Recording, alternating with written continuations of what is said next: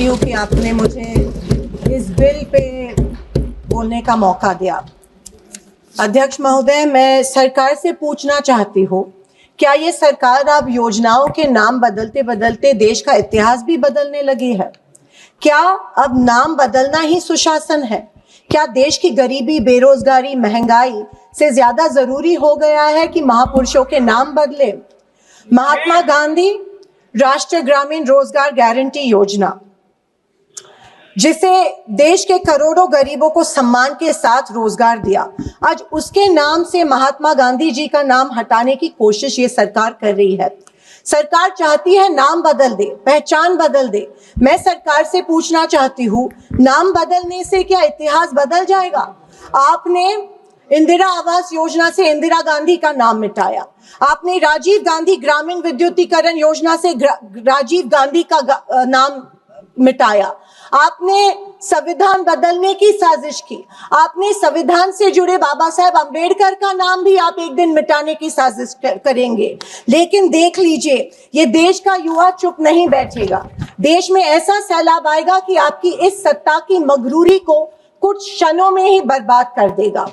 महात्मा गांधी जी, अध्यक्ष महोदय, जिन्होंने देश के लिए गोली खाई, जिन्होंने लाठी खाई, जेल खाई, नंगे पांव आजादी की लड़ाई लड़ाई, आज उनका ही नाम इस सरकार के लिए एक बोझ लगने लगा है।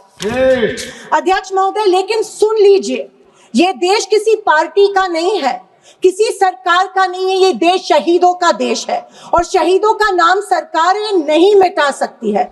महात्मा गांधी, पंडित नेहरू, इंदिरा गांधी, राजीव गांधी, डॉक्टर अंबेडकर जी, ये केवल नाम नहीं है, देश की आत्मा है, ये हमारी आत्मा है। अध्यक्ष महोदय, जब नाश मनुष्य पर छाता है, पहले विवेक मर जाता है।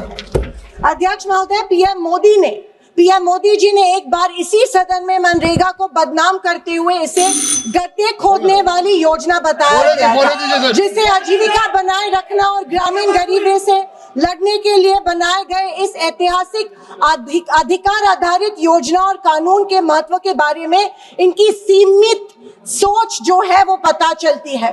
अध्यक्ष महोदय, गरीबों के खिलाफ मोदी सरकार ने बजट में कटौती की। ये योजना 1 लाख करोड़ योजना थी, आज से 86,000 करोड़ रुपए पे लाई है। अध्यक्ष महोदय, मैं अभिमान के साथ कहना चाहती हूँ कि इस योजना का जन्म महाराष्ट्र में हुआ। नरेगा योजना, एम्प्लॉयमेंट गारंटी स्कीम के नाम से ये जानी जाती है महाराष्ट्र में। कोविड में इसी योजना ने किसानों को की रीढ़ की हड्डी बनके किसानों को आधार दिया। इस कानून ने महाराष्ट्र मॉडल को पूरे देश में लागू किया और ग्रामीण परिवारों को 100 दिनों की मजदूरी दी। लेकिन आज सर, स्टेट्स को 60-40 प्रोपोर्शन में ये रेशियो दे रहे हैं। सर, इसका मतलब ये है कि जहाँ पे इनकी सरकार है, ये तय करेगी कि योजना कब लागू होगी, कितने दिन लागू होने वाली है और कितने इलाकों में लागू होने वाली है।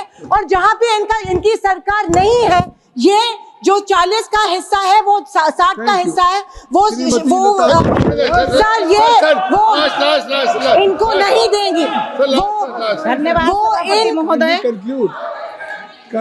सर, ये चाहते हैं कि बिना काम के अपना नाम करना चाहते हैं, ये बुनियाद के बिना इमारत बनाना चाहते हैं। सर, मैं अंत में इतना ही कहना चाहती हूँ सर, आई एम कंक्लूडिंग, कि मैं सोच रही थी कि गांधी जी का नाम इस योजना के साथ नहीं जुड़ रहे हैं। अच्छा हो रहा है, क्योंकि गांधी जी का नाम कमजोर योजना के साथ नहीं जुड़ा जा सकता है। गांधी जी मजबूती के प्रतीक है और समर्थन करो।